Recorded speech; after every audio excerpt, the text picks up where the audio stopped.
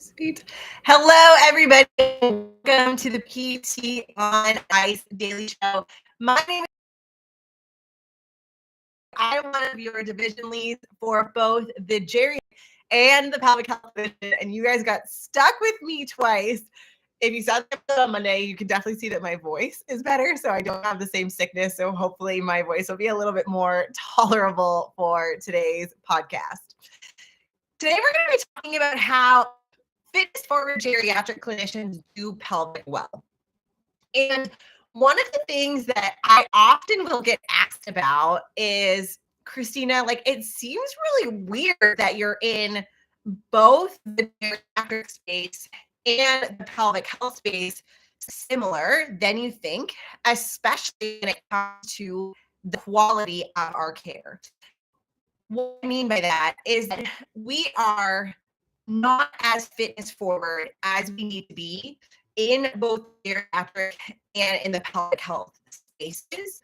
And there is a significant amount of underdosage that happens in both places. And in our older adult course, we talk a lot about this fitness forward mindset, and we try and do the ultimate reframe, right? We worry about the cost or risk of loading people. And our thoughts are, what is the risk if we don't? And what is the risk if our person gets a little bit bigger?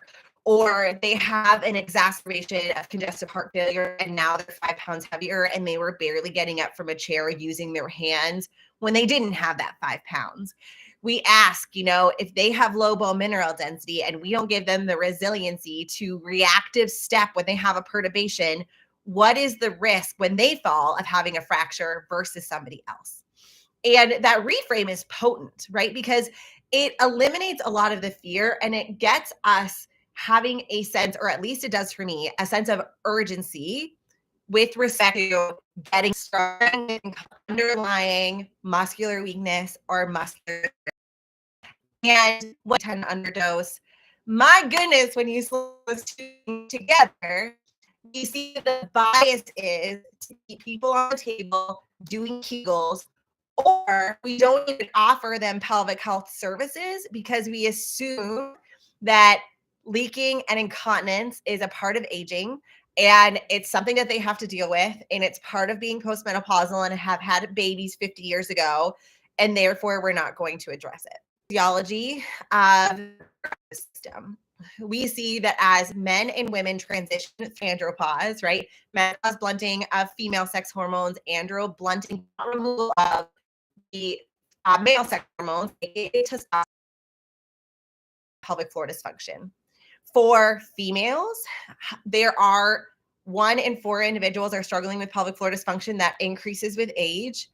For males, significant increases in pelvic floor dysfunction happen because many of our younger or middle-aged men, not all, but the rates of pelvic floor dysfunction are much lower and they start to increase with age, right? So pelvic floor dysfunction is talked about a lot more in the female space because it's more common. It is definitely more common. Arguing about different types, right? We have stress incontinence that is more mechanical in the belly, is exceeding the ceiling pressure of our pelvic floor to be able to close our holes, our urethra, our anal sphincter.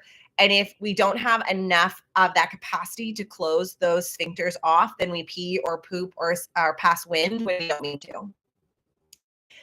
Incontinence is that we get the urge to go to the bathroom and then we don't have the capacity. We have a very sudden behavioral intervention where I have to go to the bathroom. To go now. I get the urge. I can't defer that urge. I have to right now. That's very largely outside of any pathology, the kidney or the urethra, that it's largely we're seeing behavioral issues. The other camp that we need to really speak to in the geriatric space is functional incontinence. So functional incontinence is that individuals are getting the urge to go to the bathroom, or when they have to toilet, there is either a functional capacity issue where they get to the bathroom, or there's a cognitive issue where they get the urge, but because of have that toileting behavior. when you are working in acute care, we see a lot of this functional incontinence happen in combination with burdens on our healthcare system, right? We see that individuals have to go to the bathroom. They're waiting a really long time because of our staff shortages. And then we're getting individuals or that are a consequence of them being sick. Okay. So when I think about stress incontinence and functional incontinence with aging, super common. A lot of times this is an issue of muscular reserve.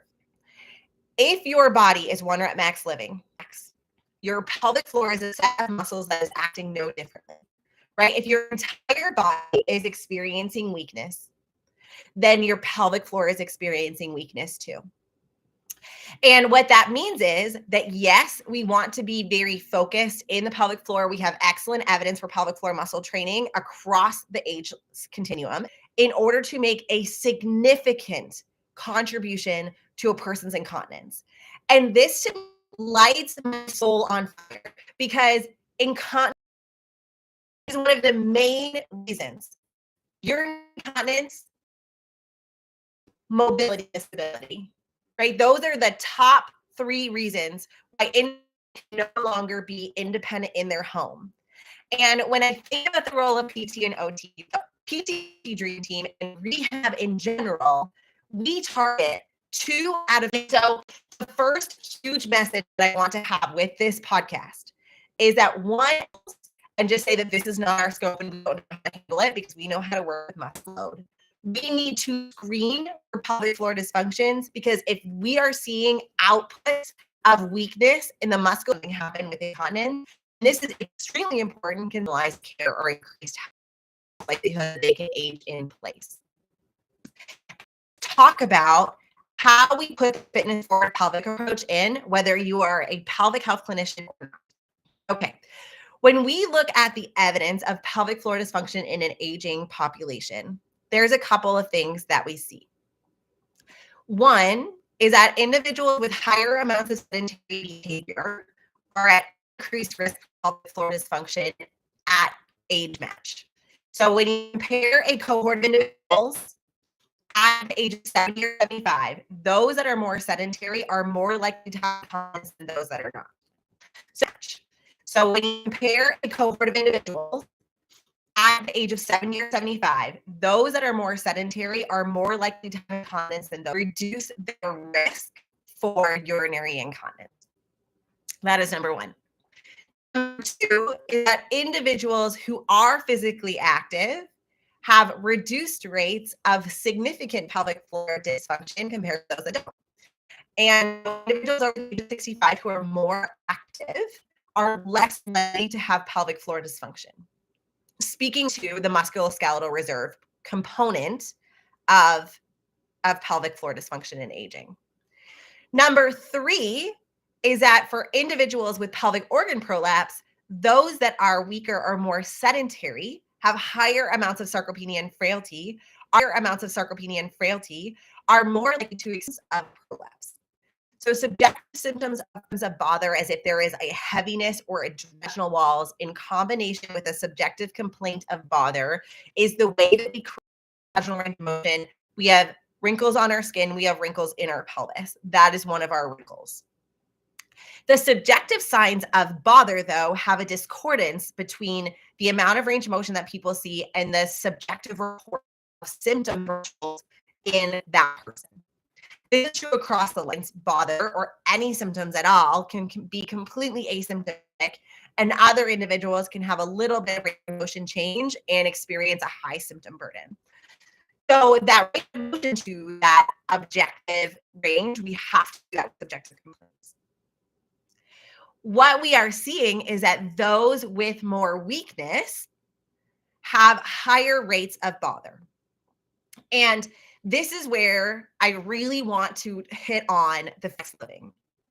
Imagine strain on your pelvis when you are doing a 1 rep max lift versus you are doing something that is 10 to 15% effort, right? What are you more likely to do when you're 1 rep maxing? You're more likely to hold your breath, your inner abdominal pressure in your belly comes out. We see a lot more people who are bearing down or straining when it comes to that a risk factor for subjective complaints of prolapse.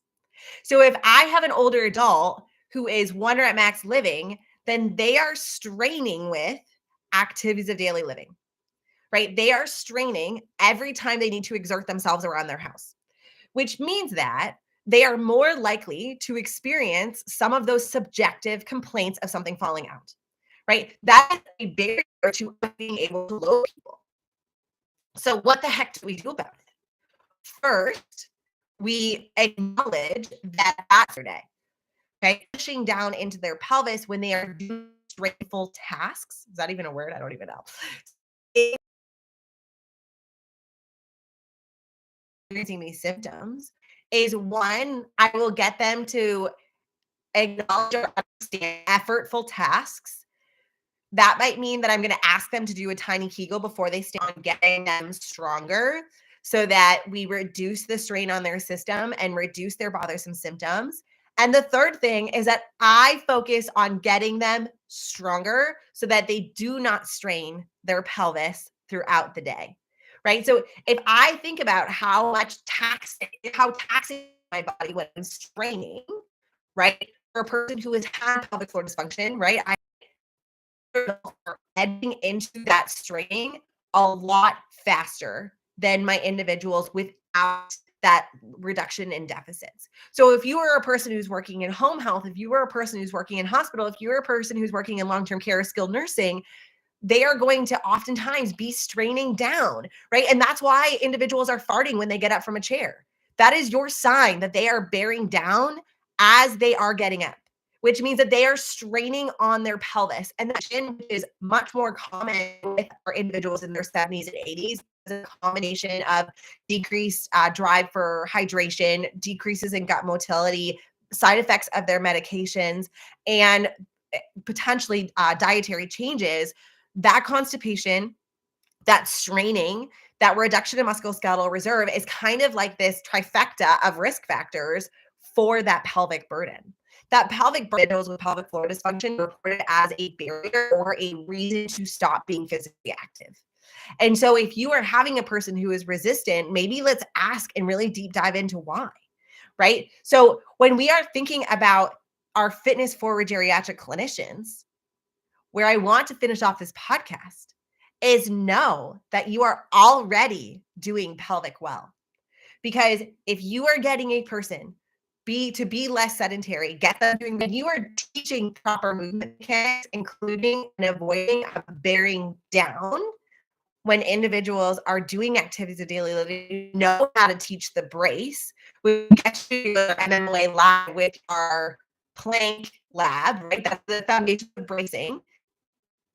You are doing pelvic health well. Pelvic floor dysfunction and their musculoskeletal reserve is contributing to that risk.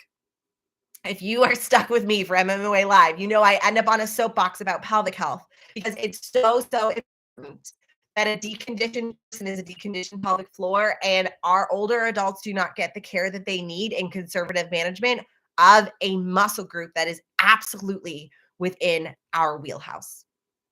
And that is also why if you are in MMA level 2, we do an entire week on conservative management for the non-internal pelvic floor physical therapist on pelvic floor dysfunction, because it is a huge part and it is not just do Kegels. It is so much more than that, and on board and be positively. And when I think last kind of point to make with saying that you are all doing pelvic well is that by adding in the screens, increasing the muscular reserve of the system, and speaking a little bit to straining and breathing, I clear up so much pelvic floor dysfunction almost immediately in my my geriatric PT magic trick, right? If I have a person who is having wind or anal incontinence every time they sit up from a chair because and it's embarrassing for people, right? They don't want to engage. It doesn't happen because it happens to them so often, even if they feel it. So Oh my gosh, I'm 20 minutes in. Gosh, sorry, Alan. So if you want to learn and get the rants on the reproductive system, make sure we're pretty good. The next for North Dakota, 19th of May. And Jeff, I am in Richmond, Virginia, same weekend. So you up 18th of May live, or if you guys have made it to this podcast, is starting middle of May. Today's are April. I'm losing track of time. And level 1 is our prerequisite for that. We are going all the way to the ICE app for all of our MMOA courses starting our next cohort. We are super excited about that. And let me know if you guys have any